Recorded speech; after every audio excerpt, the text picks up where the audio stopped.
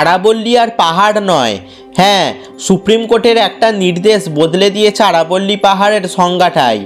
আরও স্পষ্টভাবে বললে আরাবল্লীর 90% নাকি আর পাহাড় নয়। আর এটা সত্যি কার্যকর হলে যে সুরক্ষা আরাবল্লী পায় তা আর পাবে না। খনিজের লোভে পড়ে বেআইনি মাইনিং অর্থাৎ খনন কাজ আরও ব্যাপকভাবে শুরু হবে প্রায় 90% আরাবল্লী জুড়েই।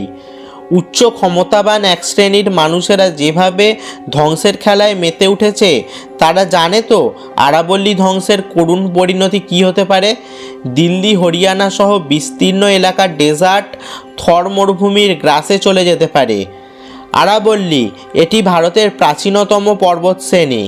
হিমালয়ের থেকেও 320 কোটি বছর পুরনো এই আরাবল্লী পর্বতমালা। আরাবল্লী পর্বতমালা উত্তর ভারতের পাহাড়ি অঞ্চল, যা উত্তর পূর্ব দিকে প্রায় 650 কিলোমিটারেরও বেশি গুজরাট, রাজস্থান, হরিয়ানা এবং দিল্লি রাজ্যের মধ্য দিয়ে বিস্তৃত হয়েছে। আরাবল্লী পর্বতশ্রেণীর সর্বোচ্চ শৃঙ্গ অর্থাৎ সর্বোচ্চ চূড়ার নাম মাউন্ট আবু। উচ্চতা প্রায় 5650 ফুট। প্রায় 700 কিলোমিটার জুড়ে বিস্তৃত আরাবল্লী পর্বত ভারতের জন্য কোটি কোটি বছর ধরে নীরবে প্রাকৃতিক ঢাল হিসেবে কাজ করে যাচ্ছে। আরাবল্লী পাহাড় কিভাবে ভারতকে বছরের পর বছর ধরে রক্ষা করছে? গুজরাট থেকে রাজস্থান, হরিয়ানা হয়ে দিল্লি পর্যন্ত প্রায় 700 থেকে 750 কিলোমিটার জুড়ে বিস্তৃত এই পাহাড় যুগের পর যুগ ধরে থর মরুভূমিকে পূর্ব দিকে এগিয়ে আসা থেকে আটকে রেখেছে। এই পর্বতশ্রেণী না থাকলে থর মরুভূমি পূর্ব দিকে এগিয়ে এসে দিল্লি ও উত্তরপ্রদেশের বিস্তীর্ণ অঞ্চলকে গ্রাস করতে পারে। তখন মরুভূমি ডেজার্টে পরিণত হবে এই অঞ্চল। জলবায়ুগত দিক থেকেও আরাবল্লীর ভূমিকা অত্যন্ত সূক্ষ্ম কিন্তু গভীর। বর্ষাকালে দক্ষিণ পশ্চিম মৌসুমি বায়ুর গতিপথ ও আর্দ্রতাকে আটকে রাখে এই পাহাড় শ্রেণী। ফলে আরাবল্লীর গায়ে ধাক্কা খেয়ে মৌসুমি বায়ু আটকে যায় এবং বিস্তীর্ণ অঞ্চলে বৃষ্টিপাত ঘটায়। পরিবেশবিদদের মতে আরাবল্লী পাহাড় কেটে ফেললে দিল্লির দূষণ পরিস্থিতি আরও ভয়াবহ আকার নেবে। রাজস্থান ও থর মরুভূমি অঞ্চল থেকে যে বিপুল পরিমাণ ধুলো ও বালি বাতাসে ভেসে আসে তা আরাবল্লীর সবুজ পাহাড় অনেকটা আটকে দেয়। পাহাড় কেটে সমতল করে দিলে সেই ধুলো বাধাহীনভাবে দিল্লি এনসিআরের দিকে ধেয়ে আসবে। শীতকালে যখন এমনি বায়ু চলাচল কম থাকে তখন এই অতিরিক্ত ধূলিকণা দিল্লির বাতাসে স্থায়ীভাবে আটকে পড়বে। এর ফলে PM 2.5 ও PM 10 মাত্রা আরও বেড়ে যাবে। বাড়বে হাঁপানি, হৃদরোগ, শ্বাসযন্ত্রের জটিলতা। দিল্লির দূষণ তখন আর শুধু যানবাহন বা শিল্পের দোষে সীমাবদ্ধ থাকবে না, তা হয়ে উঠবে একটি আঞ্চলিক পরিবেশ বিপর্যয়। আরাবল্লীর বনাঞ্চল বায়ু পরিশোধনের ক্ষেত্রেও একটি গুরুত্বপূর্ণ ভূমিকা পালন করে। গাছপালা কার্বন ডাই অক্সাইড শোষণ করে এবং ধূলিকণাকে আটকে রাখে। পাহাড় কেটে বনভূমি উজাড় হলে সেই প্রাকৃতিক ফিল্টার সম্পূর্ণভাবে ভেঙে পড়বে। এই আরাবল্লী পর্বতশ্রেণীর সঙ্গে জড়িয়ে রয়েছে একটি সমৃদ্ধ অথচ দ্রুত সংকুচিত হয়ে আসা জীববৈচিত্র্য।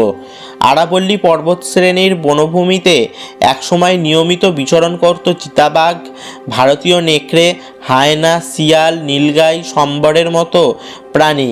আজ নগরায়ন, রাস্তা খনন, মাইনিং ও বন উজাড়ের চাপে তাদের আবাসভূমি টুকরো টুকরো হয়ে গিয়েছে। তবুও এই অঞ্চল এখনও বহু প্রজাতির পাখি, সরীসৃপ এবং ক্ষুদ্র স্তন্যপায়ী প্রাণীর আশ্রয়স্থল। এই জীববৈচিত্র্য ধ্বংস মানে কেবল প্রাণীর বিলুপ্তি নয়, বরং পুরো বাস্তুতন্ত্রের ভারসাম্য ভেঙে পড়া। ভূগর্ভস্থ জলস্তর সংরক্ষণেও আরাবল্লী পাহাড়ের গুরুত্ব অপরিসীম। আরাবল্লী পাহাড় নিয়ে কন্ট্রোভার্সি, বিতর্কের শুরু কোথা থেকে হলো? পরিবেশ, বন ও জলবায়ু মন্ত্রকের একটি কমিটির সুপারিশ গ্রহণের পর সুপ্রিম কোর্ট আরাবল্লী পাহাড় নিয়ে একটি নতুন সংজ্ঞা জারি করেছে, যেখানে বলা হয়েছে ভূপৃষ্ঠ থেকে 100 মিটার বা তার বেশি শৃঙ্গ পাহাড়গুলিকে আরাবল্লী পাহাড় হিসেবে বিবেচিত করা হবে। সুপ্রিম কোর্টের এই নির্দেশ মানা হলে বর্তমান আরাবল্লী পাহাড়ের 90%ই বাদ পড়বে এবং সেগুলি আর আরাবল্লী পাহাড় বলে গণ্য হবে না। আরাবল্লীর কোনো পাহাড় চূড়া যদি 99 মিটারও হয় তাহলেও সেটি আর আরাবল্লী পাহাড় বলে গণ্য হবে না। ফলে এই অঞ্চলগুলি খনন বা অন্যান্য নির্মাণ কাজের আঁতুড়ঘর হয়ে উঠবে। মাইনিংয়ের ফলে ধীরে ধীরে ধ্বংস হয়ে যাবে আরাবল্লী পাহাড়। আমরা সকলেই জানি কোনো স্থানের উচ্চতা মাপা হয় সমুদ্রপৃষ্ঠ থেকে, কিন্তু এই আরাবল্লী পাহাড়ের ক্ষেত্রে বলা হয়েছে উচ্চতা মাপা হবে ভূপৃষ্ঠ থেকে। এটা কি আইনের ফাঁক রেখে প্রভাবশালীদের সুবিধা করে দেওয়া হচ্ছে? প্রশ্নটা কিন্তু থেকেই যায়। বহুদিন ধরেই আরাবল্লীর সবুজ বনভূমি ও পাহাড় কেটে অবৈধ মাইনিং অর্থাৎ খননের কাজ চলছে বলে শোনা যায়। এই অবস্থায় যদি আরাবল্লীর 90% পাহাড়ের উপর থেকে সুরক্ষা বলয় চলে যায়, তাহলে বেআইনি খনন আরও বাড়বে বলেই মনে করা হচ্ছে। আর বিতর্ক কন্ট্রোভার্সিটা ঠিক এখান থেকেই শুরু হয়। আরাবল্লী পাহাড় ধ্বংস হলে দিল্লি ও এনসিআর অঞ্চলে ব্যাপক বায়ু দূষণ, জল সংকট ও তাপমাত্রা ও জলবায়ু পরিবর্তন হতে পারে, যেগুলি আগেই আলোচনা করেছি। আরাবল্লী পাহাড় ধ্বংস করলে কারা লাভবান হবে এবং কারা সাফার করবে? পরিবেশবিদ ও নাগরিক সমাজের বড় অংশের অভিযোগ, পাহাড়ের সংজ্ঞা বদলে দেওয়া এবং আইনি সুরক্ষা দুর্বল করার নেপথ্যে রয়েছে অবৈধ খনন, পাথর খাদান ও বাণিজ্যিক নির্মাণের স্বার্থ। পাহাড় না থাকলে আর নিষেধাজ্ঞা প্রযোজ্য হবে না, খুলে যাবে জমি দখল ও নির্মাণের অবাধ রাস্তা। এই বাস্তবতাই আজ আরাবল্লী ধ্বংসের পেছনে সবচেয়ে বড় চালিকা শক্তি বলে মনে করছেন তারা। প্রভাবশালী ব্যক্তিরা আরাবল্লীতে মাইনিং করে লক্ষ লক্ষ টাকার মুনাফা করতে পারবে।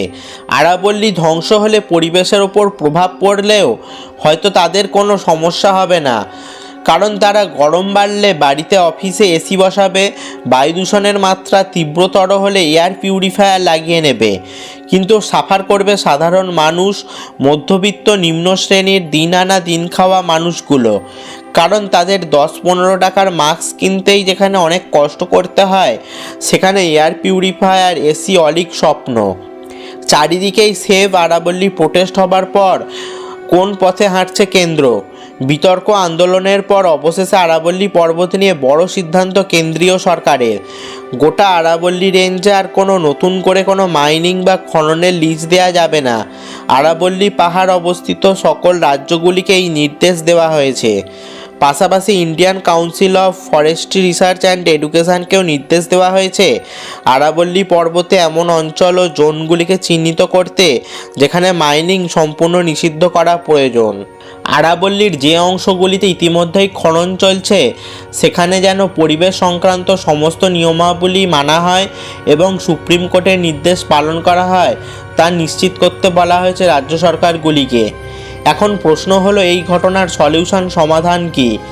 একটা সমাধান রয়েছে যে আরাবল্লী পাহাড় কাটা বন্ধ করতে হবে, ইমিডিয়েটলি বেআইনি খনন কাজ বন্ধ করতে হবে এবং আরাবল্লী পাহাড়কে আইনের আওতায় এনে সুরক্ষা দিতে হবে যাতে বেআইনি মাইনিং বন্ধ করা যাবে। উন্নয়ন হোক, তবে সেটা প্রকৃতিকে ধ্বংস করে নয়। আরাবল্লী পাহাড় এবং তার জীববৈচিত্র্যকে বাঁচিয়ে রাখা আমাদের সকলের উচিত, সকলের দায়িত্ব। উন্নয়নের নামে এই স্বল্পমেয়াদী আর্থিক লাভের রাজনীতি দীর্ঘমেয়াদে দেশকে যে কত বড় বিপদের দিকে ঠেলে দিচ্ছে তার হিসেব আজও সমাজের রক্ষকদের টেবিলে গুরুত্ব পায় না।